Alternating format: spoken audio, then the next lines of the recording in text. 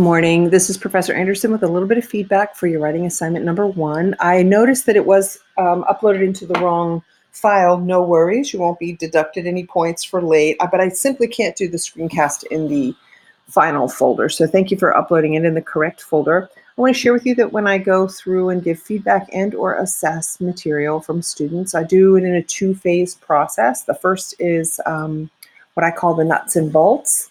I go over to make sure that all the components are there. It's just a visual walkthrough. And when I do the nuts and bolts walkthrough, I notice that there are 4 parts. You have 4 parts. The first is to be in paragraph form, the second in a list form, then a table, and then a paragraph form. So that just gives me a general understanding of what I can expect to read. And then when I go through, the next section I go through is the fine-tooth combing. I call it the nitty-gritty details. And that's where I look at the stylistic, grammar, and syntactical issues. So when I take a look at here, I hear you've outlined your position and place. What I'd like you to add to here is, it looks like, let me back all of this up by saying, healthcare is an extremely fast-paced environment where communication is taxed on many different levels from many different avenues. So I get that immediately when you share that you're working in the healthcare industry. Share with me how many people are in your department. Do you coordinate with 15 doctors, 200 nurses, a patient floor, patients of 25 a day, 100 a day? Give a general understanding of the physical location of your workplace so that the details of the communications that take place within that physical location can be more precisely understood. So the purpose of this writing assignment number 1 is to really analyze where you work and how you communicate within that workplace. So the more detail that you can give of where and describing that facility or that function or that the numbers of peoples that work there and so forth, the more that you're able to accurately identify the communication barriers. And therefore, as we move forward with further papers, you'll be able to understand how to craft solutions and or solving problems within there. So give me a little bit more of an understanding of, do you have an office? Is all of your communication via digital platforms? And how many people do you communicate with? So that's a little bit more of the nitty gritty or the details that you need to provide in that background information. If we want to go through the nitty gritty, here you have, I am the site coordinator for the Department of Anesthesia and the administrative assistant to the chief and associate chief of anesthesia. So what you have here is, I need you to take a look at a couple of different things. The Department of Anesthesia is a proper noun. It's a specific place within the hospital. The site coordinator is also a proper noun because it's a certain job function. So is administrative assistant and chief and associate chief of anesthesia. All of those are very specific jobs, so they need to be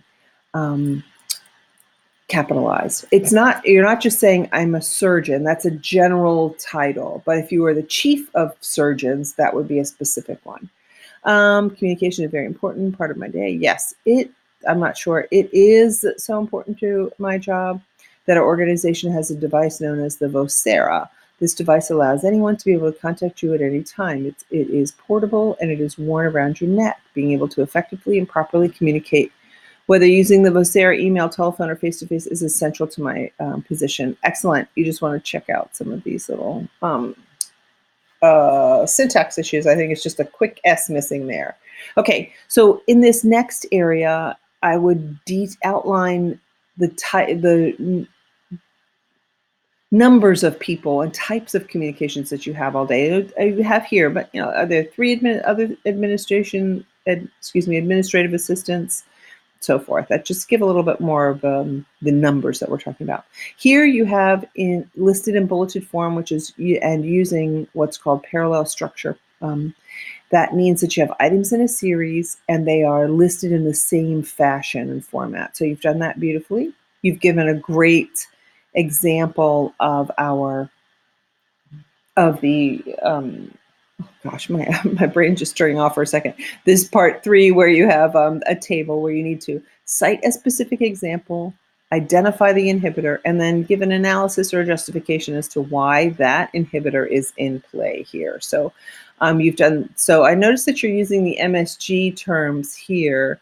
This is a, oops, here's the MSG. Where's that MSG? Here we go. List of, I would also move you to, this is the Jane article. There are multiple layers of of labels for different types of barriers. And so those are a little more generic. Just to give you a broader umbrella under which you can define the type of communication barrier. And then here, you list very, in a very straightforward fashion, that you give a 75%.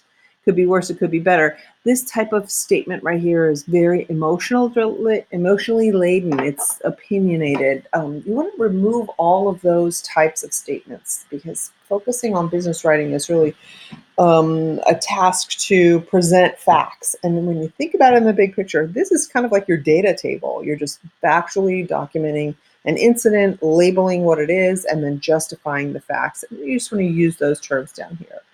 So other than that, other than removing first-person references and opinion statements in the analysis, and giving a little bit more detail of like the number of people and where they're located, I think you're spot on. And I look forward to reading your final copy.